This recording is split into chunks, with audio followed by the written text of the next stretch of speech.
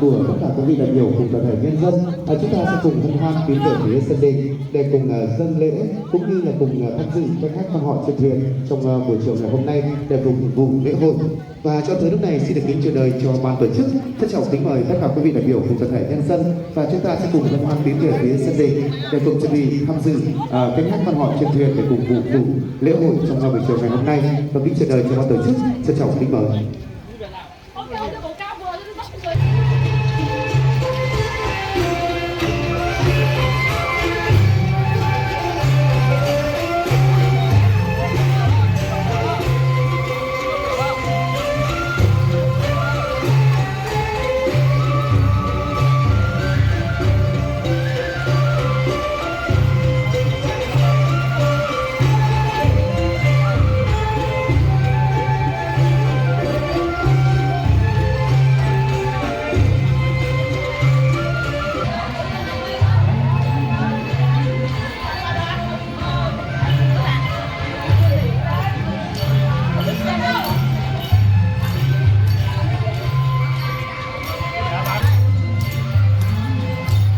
Tổ chức xin trân trọng giới thiệu và kính mời đoàn đại biểu tổ dân phố Nam Đình do ông Lưu Văn Nghiêm, bí thư chi bộ tổ trưởng tổ dân phố làm trưởng đoàn vào dâng hương đình làng. Xin trân trọng kính mời.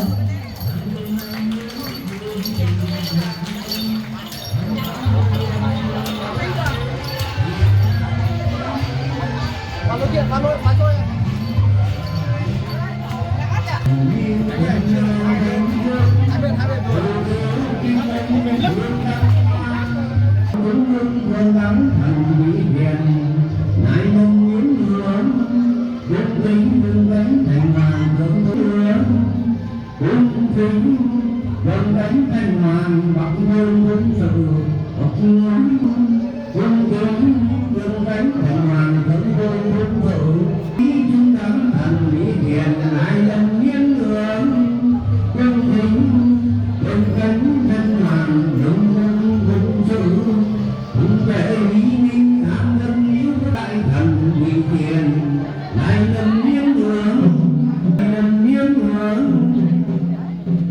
quân mưa thính quân cánh thành hoàng đại vương thân đóng quốc thần lễ triều tiến sĩ ký nội hòa tiến sĩ gặp tiến xin của huynh lập đại vương hoàng sai kim thánh minh gặp khối đại tướng quân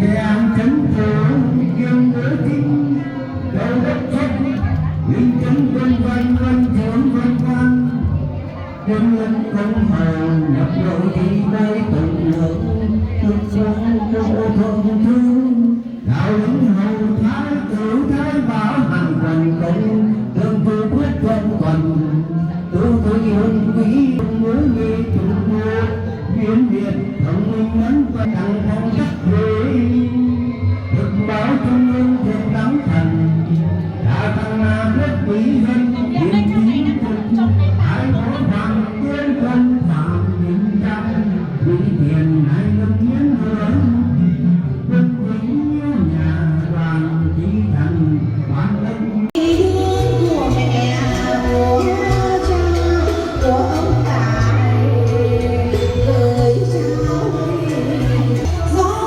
đầu xôn xao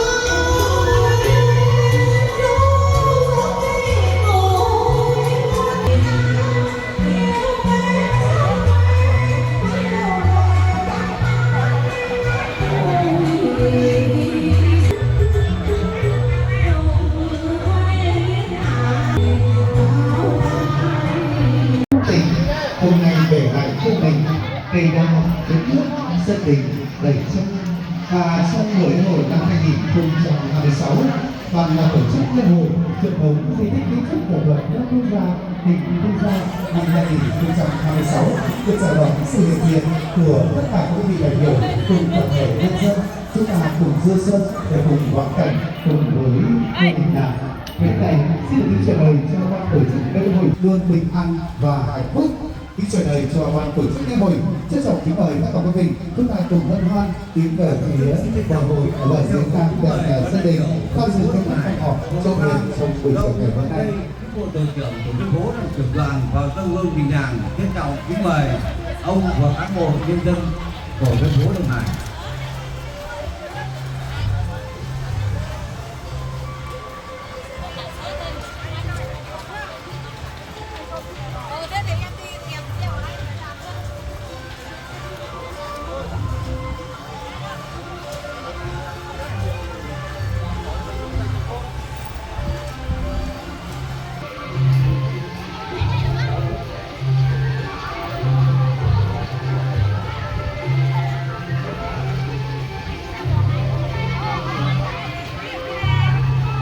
Đội quân sẽ về nhá.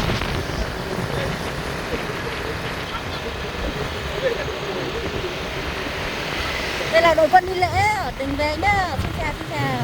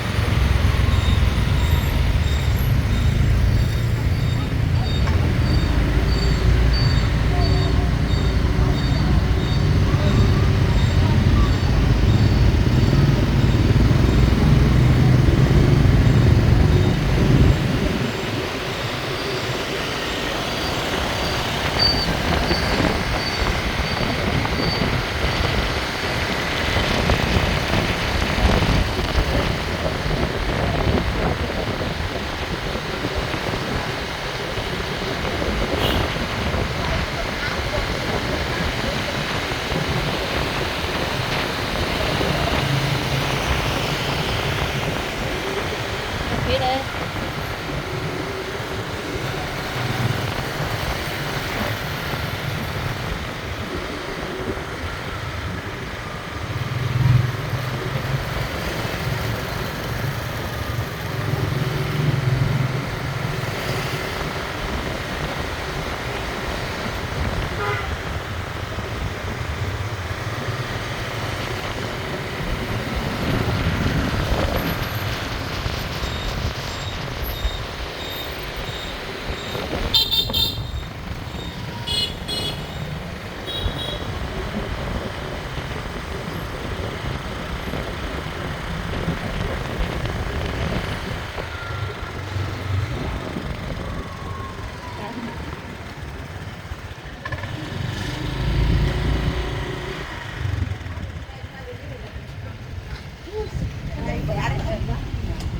Đây là đội quân vừa đi lễ đình về nha.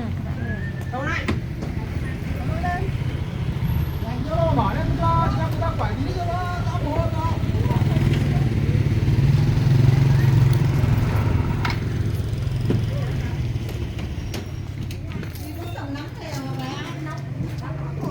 Không sao. Lâu lâu mới được ra phơi nắng để cho vitamin D nó phát triển. Đấy.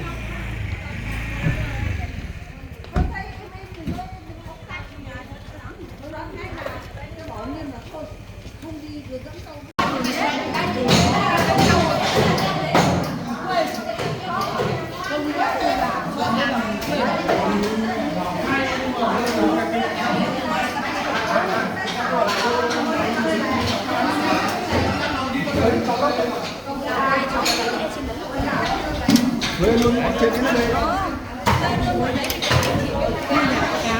Như là có đáng.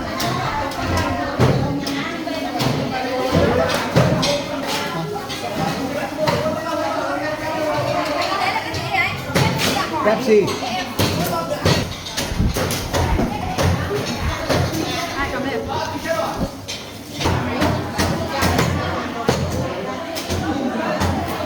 Đây là sau khi lễ đình xong cả làng tập trung thụ lộc nhá.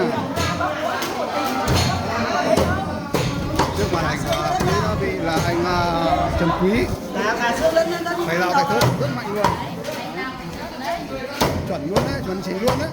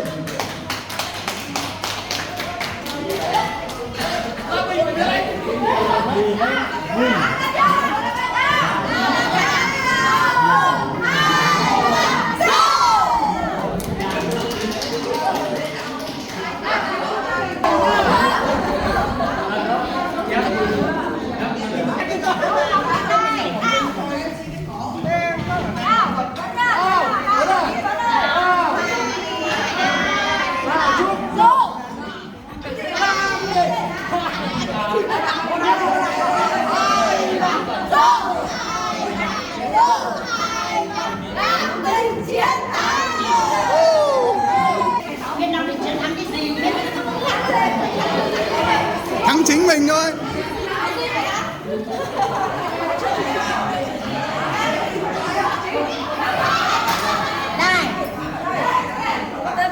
Ôi giời, chạy gà vào tiếng.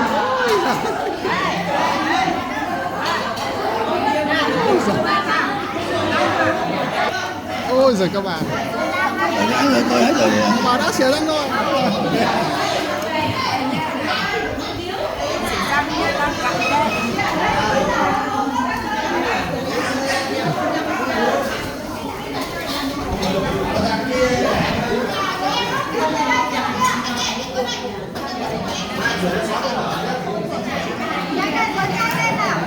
Mày muốn tao nhà nó số nhà nó